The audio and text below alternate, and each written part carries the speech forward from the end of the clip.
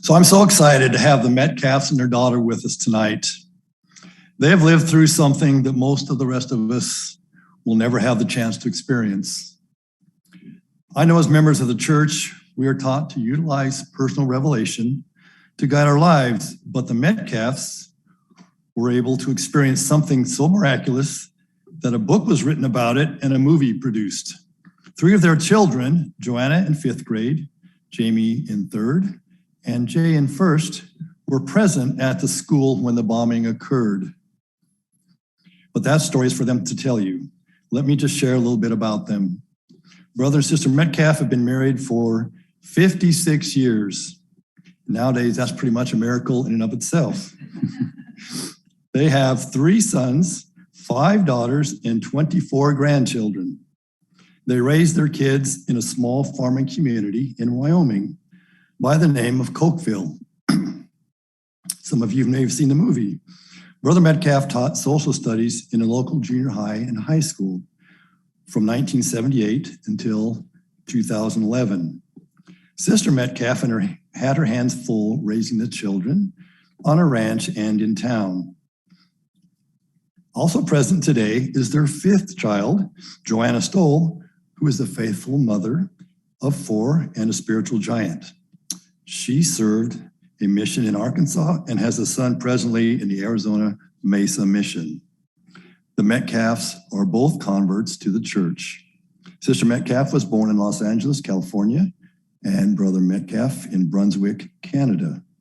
After many years, they met in Southern California after Brother Metcalfe served a mission in France and Belgium. Together, they have had the great opportunity to serve 3 missions in France and are presently on a service mission in Houston. So we'll first listen to Brother Metcalfe and then his wife, and then after that, we will be hearing from their daughter, Joanna. We feel a pleasure to come and visit you and tell you about this experience. David Young came to Cokeville and took a job as an assistant police officer in the town of Cokeville. It's a large megalopolis of 300 or 530 people. The valley covers about 880 people, and we have 2 wards. So there are a great many members of the church that believe in Jesus Christ and follow him. David Young was on a 6-month probationary period, and he, at the end of that period, was not rehired. The reason was that often he would be found at the local, the only hotel in town, on the porch, twirling his gun and practicing his quick draw McGraw. He also did not have the type of comportment with the citizens of Cokeville that they desired for a police officer. And so after the 6 months, he returned to Arizona. While he was in Arizona, he hatched this plan to take control of the elementary school and demand a ransom of $300 million. You can see how far-fetched he was to begin with. But he had a plan to construct a bomb and take it to Cokeville and take the entire elementary school hostage.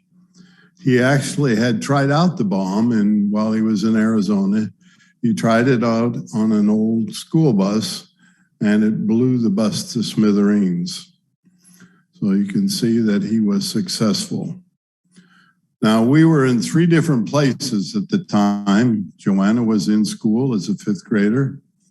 Joanne, my wife, was out on the ranch 8 miles north of town. I, by the way, was with the senior class on an annual trip to Salt Lake City to go to the court, the police academy, the driving range and also the Utah State Prison. We were coming back at the time and we stopped in Evanston, Wyoming, which is 73 miles south of Cokeville. And we stopped at an ice cream shop to all get an ice cream. As we piled out of the bus and into the ice cream shop, the woman said, "Cokeville, Wyoming, is that where you're from?" And I said, "Yes." And she said, "Do you know what has just happened?" And I said, "No." And she said, "The elementary school has been taken hostage." Needless to say, all the students, bus driver and myself, made a mad dash for the bus and away we went. I told my friend Dennis Nate, who was driving the bus, that he was to put the pedal to the metal and I would pay for any tickets that he got on the way. About 35 miles, and by the way, everyone in that bus had either a parent, sibling, cousin in that bombing situation. And so you can imagine that the prayers in that bus were very strong and pointing towards Father in heaven and the protection of their loved ones. About 35 miles from town, we were listening to the radio station in Kemmer, Wyoming, and the announcer said the bomb has gone off. You couldn't imagine the sinking feeling of every one of those students, myself, and the bus driver. And the prayers were even more fervent at that point to our Father in heaven. As we got into town, we unloaded the bus and I was able to find my wife. And she had already rounded up the 3 children because 2 of them had been sent to the hospital. Jamie looked like she had been blasted by the bomb and soot was completely over her face. Of course, no one knew what it was, but they sent her to the Star Valley Hospital, which is 53 miles north. Jay, our youngest son, had been sitting next to what they called as the magical square around the bomb so that nobody would get in, because David Young was very concerned about someone getting close to him. And he had just been given a paper and some crayons to color when the bomb went off. Luckily enough, one of the teachers who had given him the materials had been watching him and saw his hair go up in flames and immediately came and with her hands patted the flames. But he was burned on his back and he has an eternal sunshine burn. It's not really, it's just the beginning on his left side where the bomb went off on him. But his elbow was burned so badly that they finally had to graft in Logan, Utah. Brothers and sisters, you can't imagine the size of the bomb. It would have, if it had gone off as planned, would have taken the whole west wing of the elementary school. As it was, David Young had gotten a plastic gallon milk jug from the dump in Cokeville, and it had a small pinhole in it. And it was filled with gasoline, and the gasoline was starting to drip through the pinhole onto the powder that was below. And it started to make a cake over that powder. But that is not the miracle. The miracle happens after that.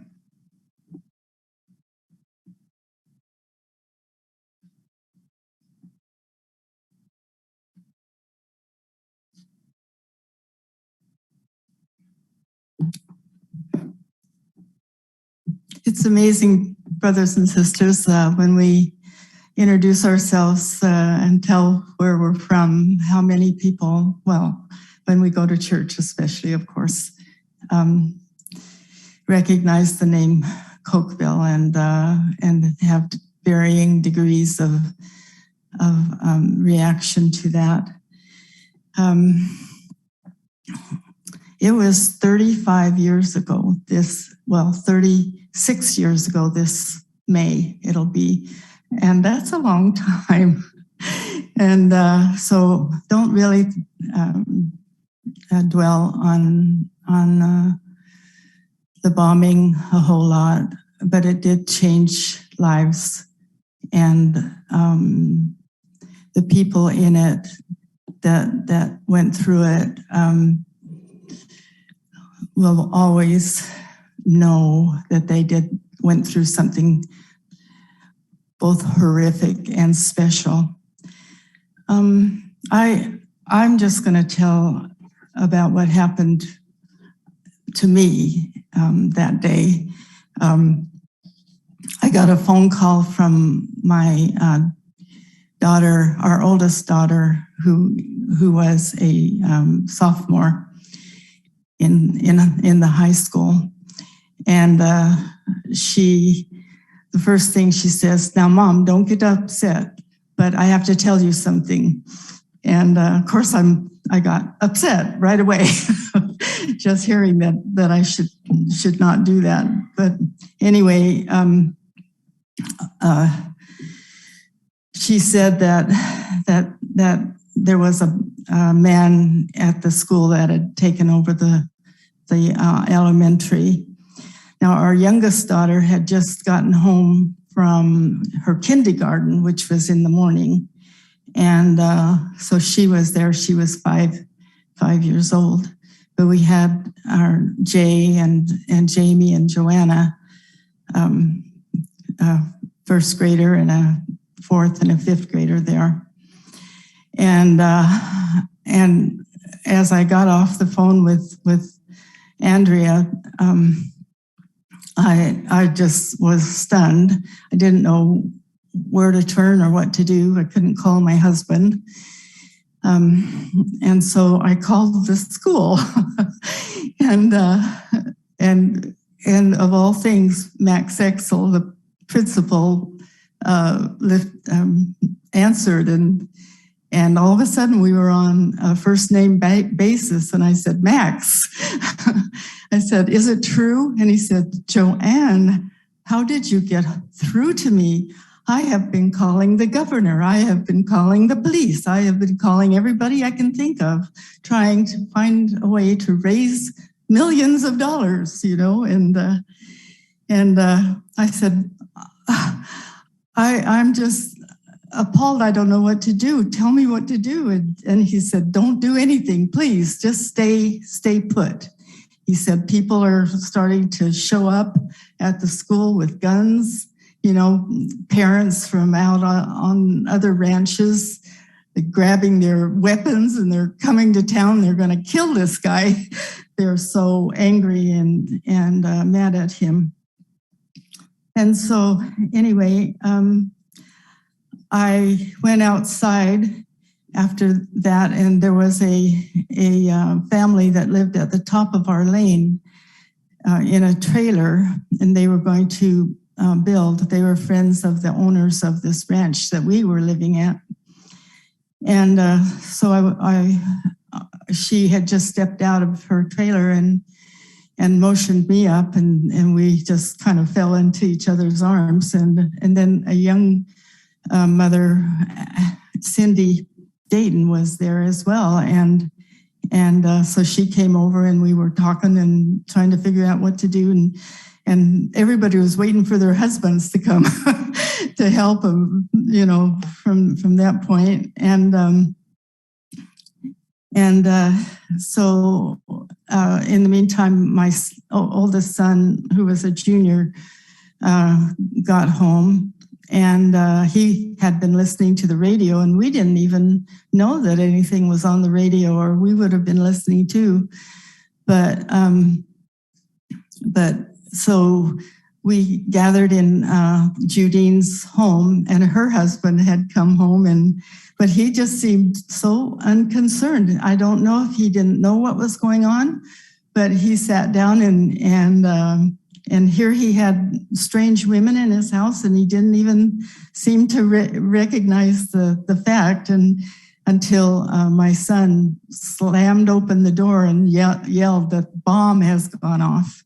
And so then everybody jumped to their feet and ran out. And my son Aaron says, "Mom, I've got the car over here. I'm driving. You're too upset."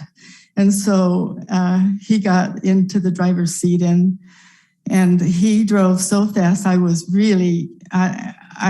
hanging on to the edge of my seat all the whole way, hoping that we would make it to the school.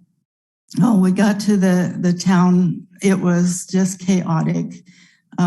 There were all kinds of ambulances and cars parked hither and thither everywhere, and children running or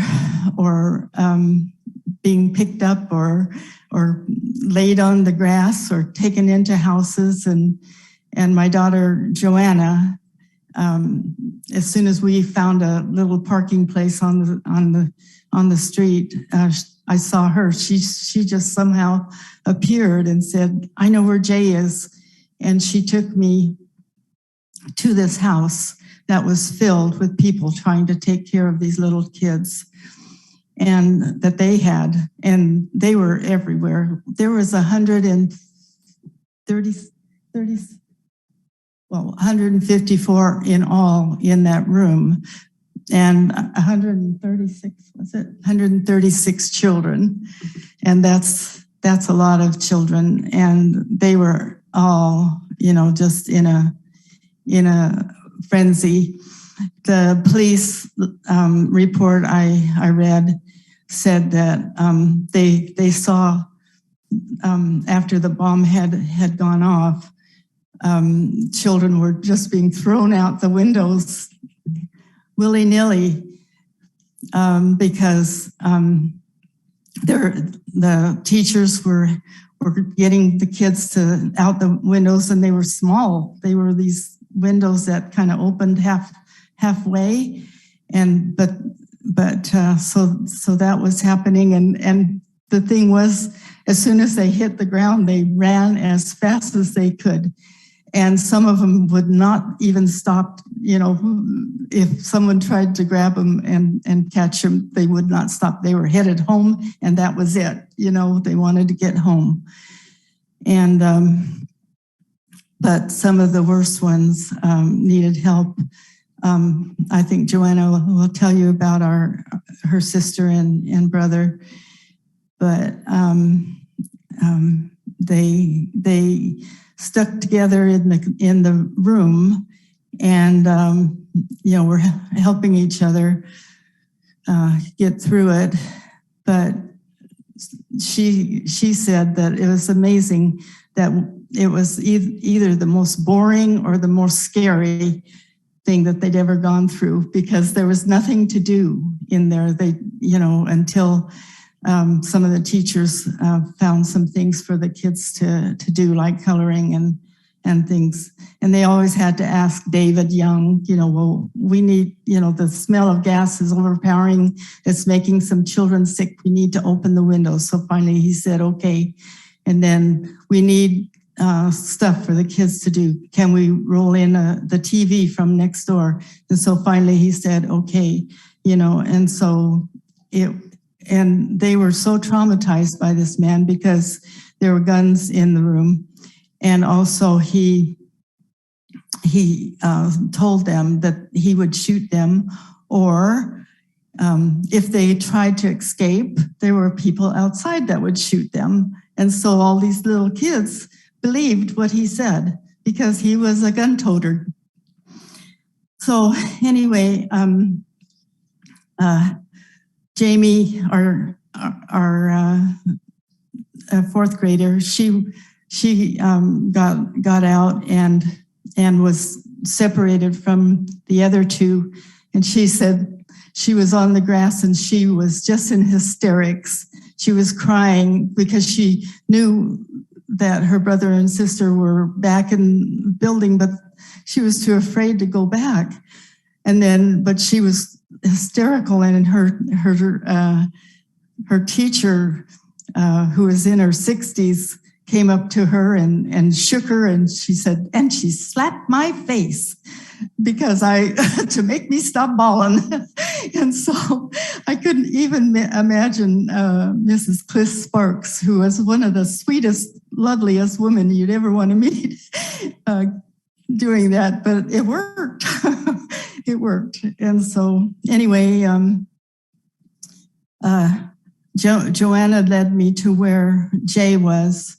And so this house was open to all the kids. They put them on beds, they put them on the couches, and Jay was sitting on a big stool, well, a tall stool rather, and in front of the sink.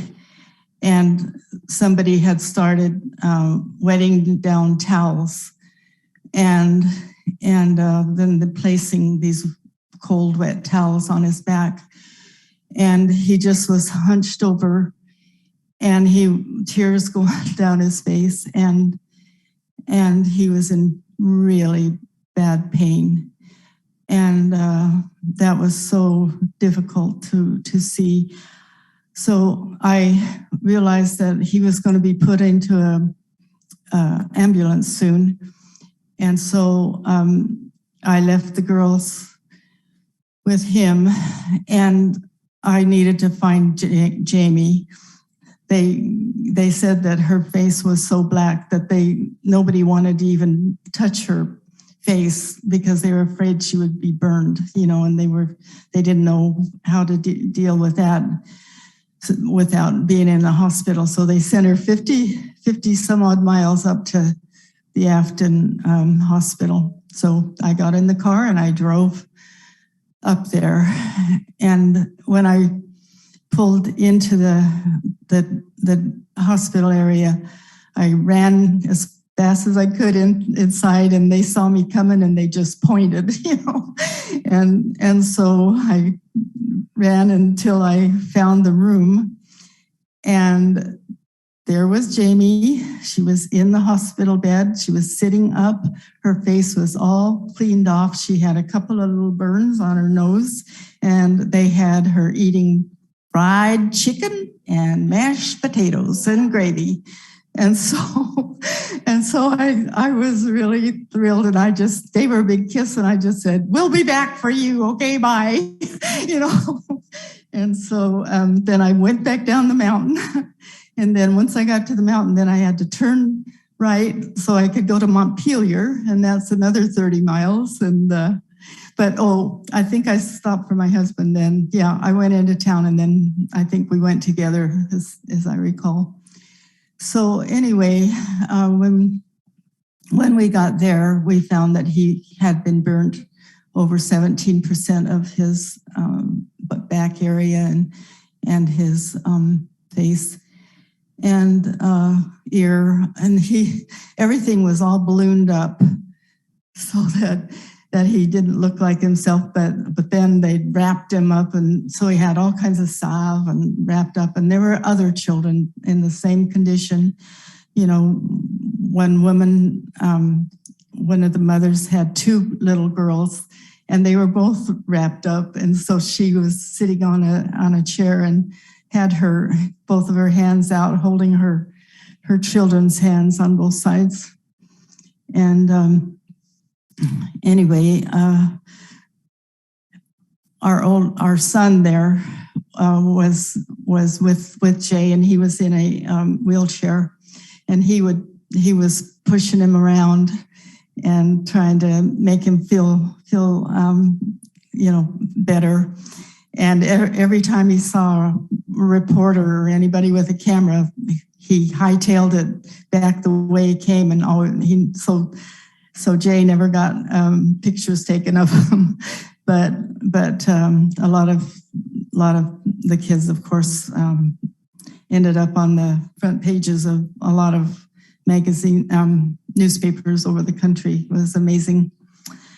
And there was a lot of people that I understand also that were ready, willing, and able to donate money, their homes, their ranches, their anything that they could to help the kids, with ransom money before the bomb went off and everything went awry for the the perpetrators rather. So anyway, so this happened on a Friday. By Sunday, Jay was released into our custody, our care, and I could not understand that, but we were told to come pick him up, and we brought him home, and we lived in a big old ranch house that was gloomy as all get out, actually, inside, and so we brought him in and we sat him, and he could just sit on the edge of the couch, and he sat there, and we all just stood around and looked at him. He was a mess. He was, he was in pain. He was not happy. He was, I didn't know what to do. I didn't know where to start. And so then we got a phone call from the school, and they said that specialists had come in up from Logan Hospital in Cache Valley, Idaho. Oh, Utah. Sorry, yeah, Cache Valley, Utah, and they were at the school, and so bring any child that needs to be looked at there, and so we did. We bundled him up and took him, and they looked at him, and they saw that he had a 3rd-degree burn on the back of his arm. So we got him to the hospital that night. So anyway, that was our experience.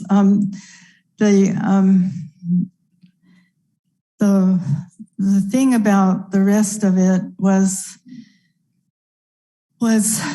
we didn't hear for a long time about the things that some of the children saw, angels, but in talking to my kids in the room, there were groups of children that would gather together and pray together, and that's the thing about children that go to church and go to primary and are taught by teachers. These children knew how to pray. And Jamie said that she didn't join a group, but that she just decided to pray herself. She wanted that feeling of talking to Heavenly Father, and that after she did that she felt calm and just collected even at her young age. So I'm sure there's something that has happened in a lot of people's lives. Here, each one of you have probably gone through, some turmoil in your life, something that is hard to deal with. And of course we did that day. It just came out of the blue. We didn't expect anything of that nature would ever happen in a small, safe type, seemingly safe community as Cokeville, Wyoming, with 2 wards of people and the wards were filled with good people. It's not a perfect place, and we don't claim that at all. And yet we had some wonderful things happen there. And I'll turn the time over to Joanna from here.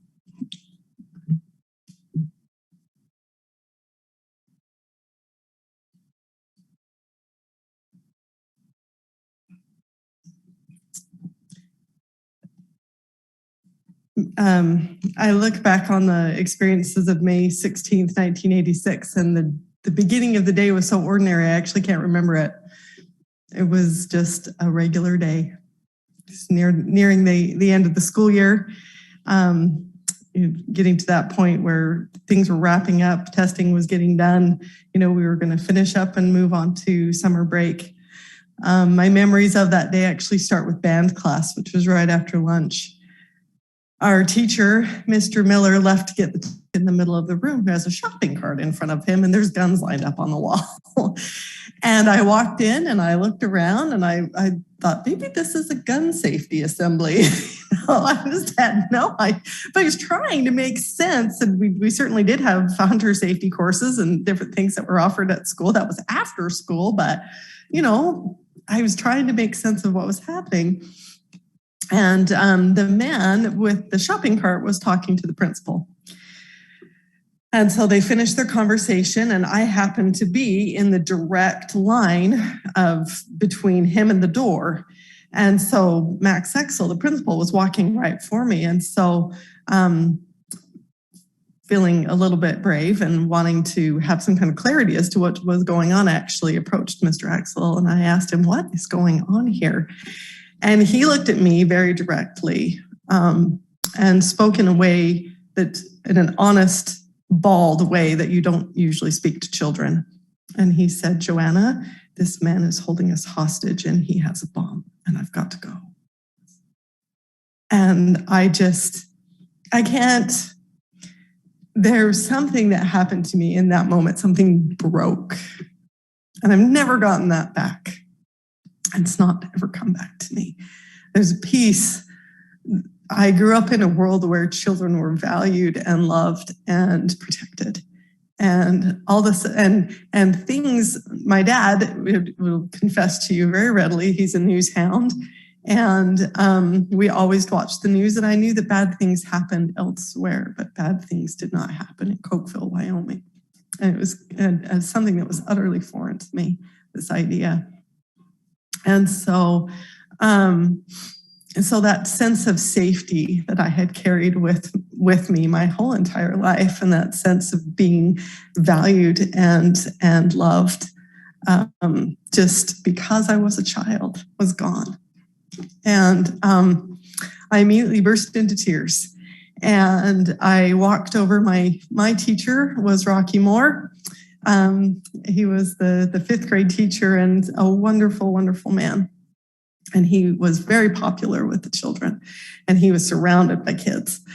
And I went over to where he was, and he made room for me. I sat down by his knee, and he just kind of patted it, and I sat down and cried. And I actually and then all of a sudden, the same woman who I found out was Doris Young later, she was all of a sudden there with a box of tissues. And she says, well, what are you crying about? And all of a sudden, I just wanted to scream and rage. And I just wanted to shake her and just say, well, you're terrifying all of us. What the heck are you talking about? What am I crying about? You're crazy, But it was very, very strange. That interaction with her helped me to get a hold of myself, and I didn't cry again. I realized at that moment that I was being selfish. I was the oldest that was there, and my parents would expect me to look out for my brother and my sister. And so I found my brother. My sister's class was the last to come in a really, really weird, Mrs. Sparks was the fourth grade teacher, as my mother mentioned, and she could tell a wonderful story. She did voices and everything. So there was always, story time was an important part of her class. And so they were actually in story time when they were told that they needed to leave the classroom and come down to the first grade room, but she actually misunderstood the direction, and she took her class outside, and they just started reading their books some more. They could have walked right off if they'd had any idea what was really going on. And later, Doris Young came out rather frantic and found them and shepherded them all back in. So they were the last class to come in. So finally, we were all together, the three of us. And like I did tell my mother, your body and your mind can't maintain that level of fear just constantly. You just break down. And so we would just go through these highs and lows of just being absolutely terrified, and then just like, how much longer do we have to be here? Then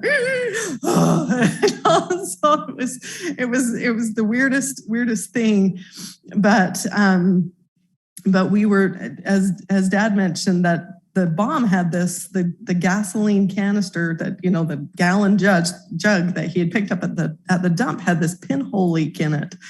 And so it was dripping, and the room was just filled with the smell of gasoline. It was just so nauseating. It was so strong.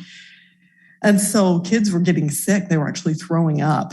And so you've got 136 miserable children who are throwing up, and they need to go to the bathroom, and they need to get a drink, and they need to do all of these things. And, the adults were trying to manage us and help us. And what David Young wanted was just this total quiet. He wanted everybody to sit in their spots and to stay where they were and not to move. And so he was really getting on the teachers, trying to create this calm that there was no way to create. And so because of that, when they came to him asking for things, he started to agree. And so he agreed that the doors could be unblocked, because he had, after all the children were in, he blocked up the doorways. And so he actually allowed the doors to be unblocked and to leave the doors open. And then the windows, as Mom mentioned, they were the cantilevered kind of windows, so they only opened about this much. When they even fully opened, were about open this much. But he allowed all of the windows to be open. And so that helped to dissipate the smell of the gasoline and helped to bring us some ease. But again, there was just all of this movement that he didn't like, and he didn't want anyone to be near him. And so he was putting a lot of pressure on the teachers to come up with a way to keep him separate from everyone else. And so in the end, what they did was they came up with this idea of the magic square.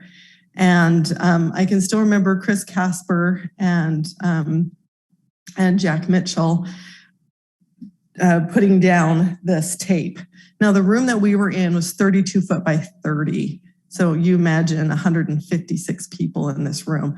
Now he's going to carve out a space in the middle of it, 10 foot by 10. And he's going to shove us into the corners. So we had even less room than before that we had, but he wanted this space. And so I can just that rip of the tape, and as they patted it down. And Mr. Mitchell explained to us that we were going to play a game. And the game was called Magic Square. And if anyone crossed the line, you were out. But that meant that you were dead. He had said that he would shoot anyone who crossed the line without his permission. And so now we're squished in even tighter into the edges around this room. And the only place that my siblings and I could find to sit was right at the edge of the magic square. And so we arranged ourselves in kind of a triangle formation. We put Jay with his back to the bomber so that he wouldn't have to look at him, because he's scared. David Young was very scary, well, to all of us, but to Jay especially, being very young. So we set him at the apex of that triangle, and then we sat at the two ends looking at him. And the teachers were allowed to go out and get materials and things to keep us busy, but they were always under threat that they had to come back within a certain amount of time. If they didn't come back within that amount of time, he would start shooting children. And so everyone was always under threat that someone would be harmed if they didn't do exactly what he said. And so they came back with games and coloring pages and just anything that they could find. And so we got a coloring page and some crayons for Jay, and my sister and I had a little game with pegs. I just remember having that. And so we were occupying ourselves at the time with those things. And And I remember, I'm going to backtrack just a little bit. I remember before the magic square was put down, I was one of those kids that really needed a drink. And so I got up to cross the room to go over to where the drinking fountain was. And I was crossing actually in front of David Young. And his attention was diverted elsewhere. And so I felt at the time that it would be safe for me to look at him because I was trying to figure him out. And so I was looking at him, and as I was doing so and crossing in front of him, his head just snapped back and he looked right into my eyes. And I hope to never see what I saw in those eyes in another person. He was utterly and totally without light. There was nothing there was no love, no compassion, no pity, no anything in those eyes. He was utterly and completely given over to evil. And so we were sitting together when they brought in a television. Well, this was really, really big. They brought in this TV and they set it up behind us. And they turned it on. And it was so funny because the Transformers came on. And this is way, way before there was any kind of 24/7 cartoon, anything, and so cartoons were set for Saturday morning. And that was when you watched cartoons. And, maybe a couple of extra times. And I don't know how on earth they ever got the Transformers. But it was so funny because we were just transfixed by that. It allowed us to go elsewhere in our mind. For just a few moments. But when it was over, it was almost like the situation was worse than before because we had to come back to reality in this horrible room with this horrible man and his really weird wife who was telling us we were going to have a slumber party and we could all use her toothbrush. So the whole thing was it was awful. And in that, And right around that same time, the bell rang. Oh, and that even again intensified that feeling of I just want to get out of here. I don't want to be here anymore. And so everyone else lost interest in the television after the cartoon was over, except for me. And the story I'm going to tell you right now is the story of how God is aware of one person. I was the only person that cared about what was going on that television at the time. And it was because it reminded me of the news. And the news, like I'd mentioned before, was a real big staple in our household. We were always watching the news. And I knew I had been trained. I knew the news started. I knew when it started. I knew it was too early for the news. And yet this program just was really, it reminded me of it. And I found it very comforting. I felt it draw me in. And I thought to myself, what is going on here in this room is news. And it started to go through my mind that this was news. And so that meant that outside these walls, there were reporters and there were cameramen and they were talking to people. And if they were talking to people, maybe they would talk to my mom and she would be on the screen and I'd be able to see her. And then everything would be better because at least I could see my mom. And so I got up and I left my brother and my sister and I walked to that TV just in a trance almost. And behind me, David Young had gone, he had called his wife over and he'd indicated to her that he needed to go to the bathroom. And he turned over the detonator to his wife. And the detonator was a dead man's switch. He'd done that very deliberately so that no one could tackle him or shoot him or do anything without killing everybody in the room. And so he handed it over to her and he placed the wire around her wrist. And what it was, the mechanism was 2 clothespins. And all she had to do was just jerk that arm and those clothespins would come apart like this and the whole thing would go off. And so after he left, some of the teachers were like, this is our chance. Surely this woman has some kind of compassion, some kind of something that we can reason with. And so one of the teachers went up to her and asked if she would please let everyone go. And she flatly refused to do it. She was 110% committed to her husband's crazy plan. And this teacher, Jean Mitchell, she turned away in just sorrow and disgust. And she says, and she lifted up her hand and she rubbed her forehead and she says, I have such a headache. And Doris Young lifted up her head and said, I do too, and pulled the pin. And so behind me is this gigantic concussive boom. It's a sound I can't even describe. It was something I felt more than heard. I think it was too big for my ears to even comprehend the sound of this explosion behind me. And the room was just instantly filled with black smoke. And then it was utter pandemonium. And there's just fire everywhere and people screaming and shrapnel and bullets because there were boxes of bullets in the room and the heat made them go off. So bullets are flying everywhere. I mean, it was just insane. But I was not aware of any of this because the force of the blast pushed me forward into the wall.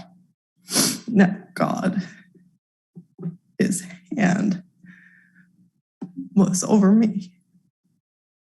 And I've come to realize these things as I've thought about my experience because I could never figure out how I ended up where I did. I had a lot of guilt for a lot of years that I'd left my brother and my sister. And what I didn't realize was that Jamie had actually gotten up and followed me. She was in the process of following me. The two of us at the base of that triangle that we'd formed with my brother, the wave of fire that came over and burned him would have hit us in the face.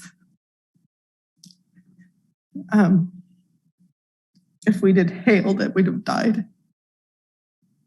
And so that pull that I felt to go and look at this program pulled me away from danger. The second thing that happened was I was facing the wall, yet somehow I got turned around in the air so that when I hit the wall, I hit it with the back of my head instead of with my face.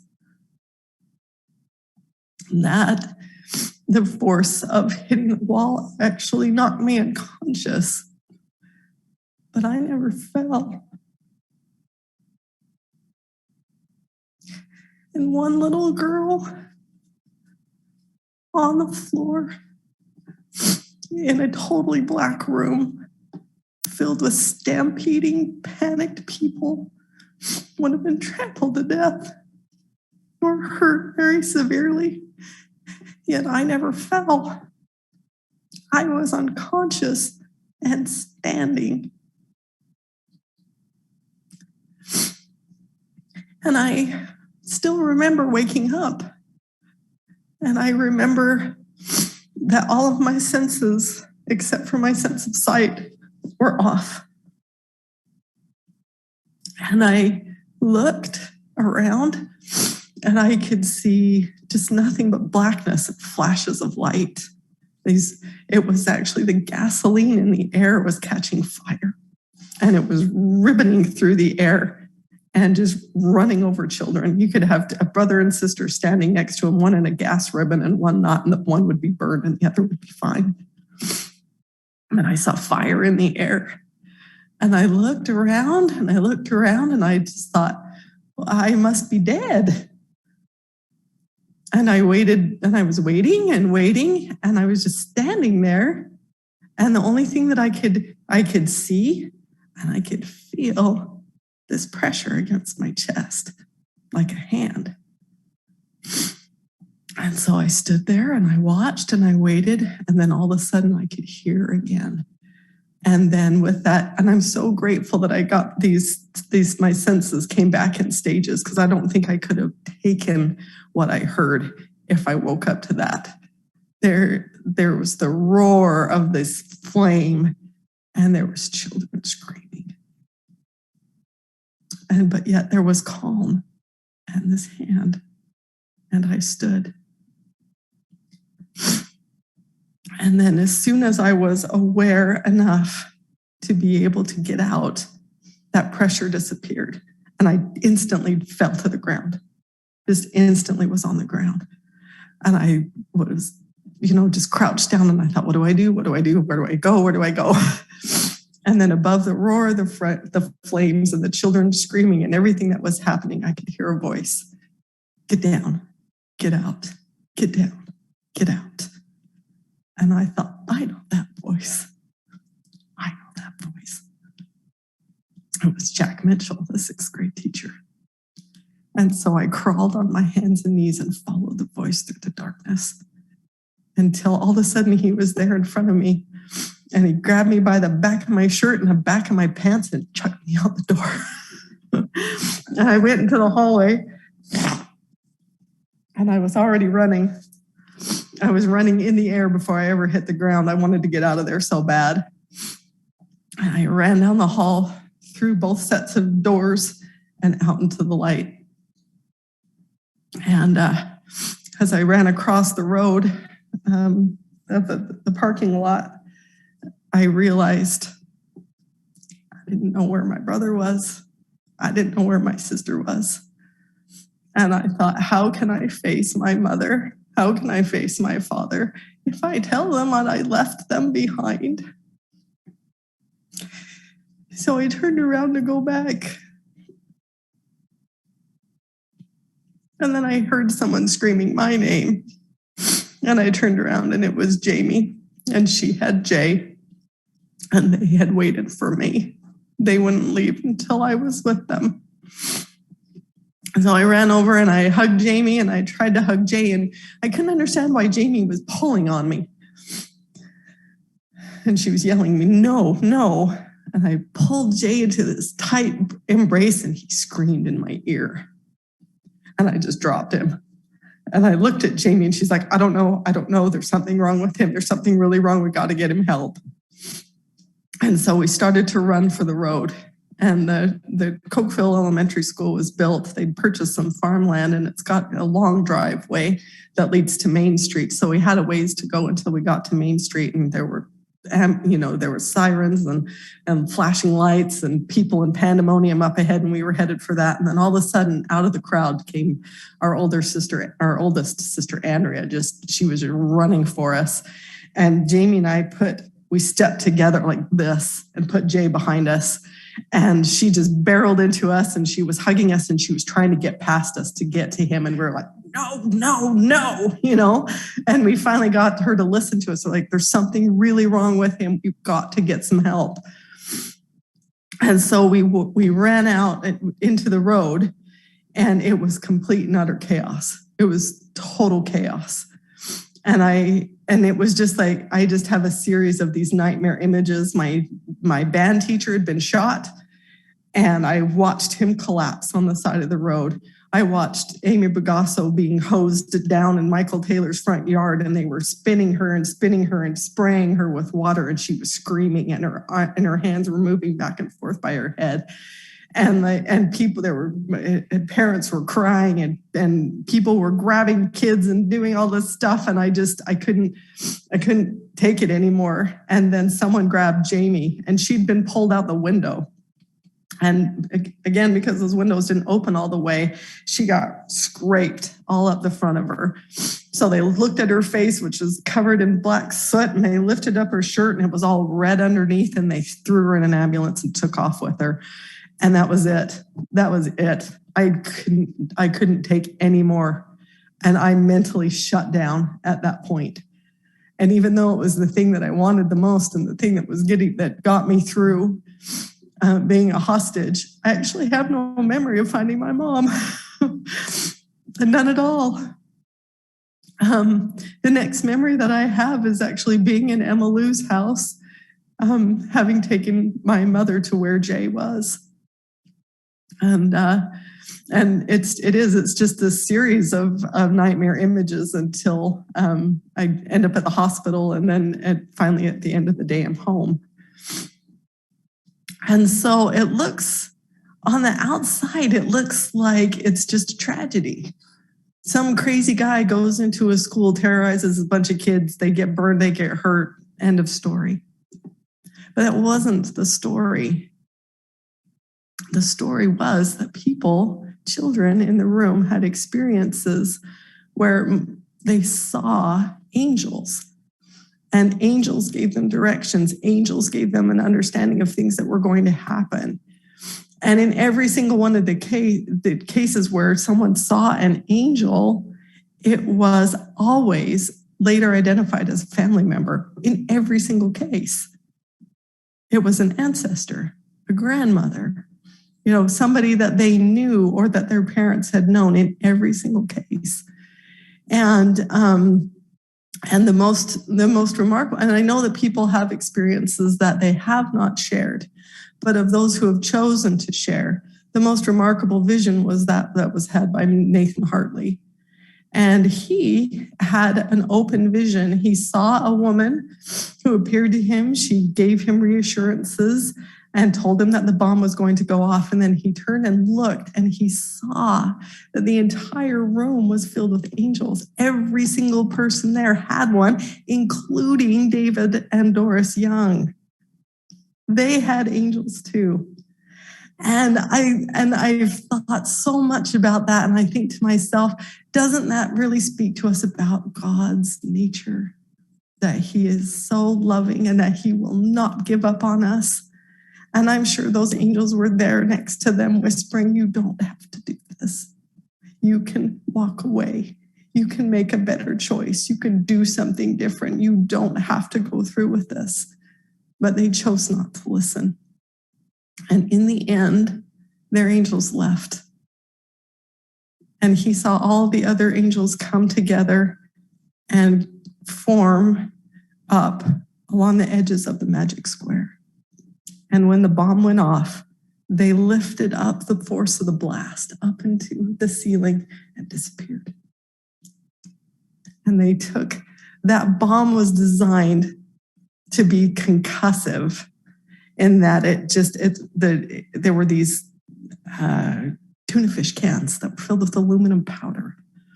And they were supposed, when the bomb was activated, it was supposed to toss that stuff up, really fine fragments of aluminum up into the air, and it was supposed to catch fire and just blow out the walls and bring down the ceiling on top of all of us.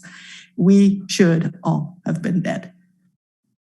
And yet that did not happen.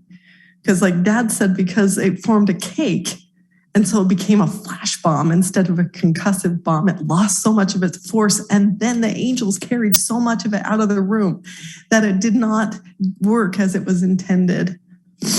And I think about that, about all the little things that had to happen, all the tiny little details, the wire that was cut, and this leak and the open windows and the magic square, even itself moved us all away. Even though at the time it seemed so horrible to have our whole entire existence be around the edges of this room. Even that was a blessing. And because it moved us away from the main force and initial explosion area of the bomb. Everything that happened was for a reason. It all happened for a reason. It was to save our lives. And years later, when the movie was going to come out, I read some things where people were very upset. And behind the things that they were saying, which were very hurt and hurtful, I could actually feel what the real problem was. The real problem was what makes these kids so special. How come they were saved and my loved one was not? Like Nephi, I'm going to answer that question this way. I do not know the reason for all things, but I do know that God loves his children. And everything that happens to us can be for our benefit if we'll turn to God. He is real. He is involved. He sees the little girl. He sees you. He knows your needs. You are surrounded by angels and you don't even know it. If you had eyes to see for just a moment, you would see that there is always help and always hope. And there's always something for each one of us to help us along in our low moments and our tragedies. That there is always light if we'll open our eyes to see it. I've learned that we shouldn't fear what can kill the body, but only fear what can kill the soul. I've learned that the greatest thing that can ever happen to any of us is to come to Christ, because he has power to save.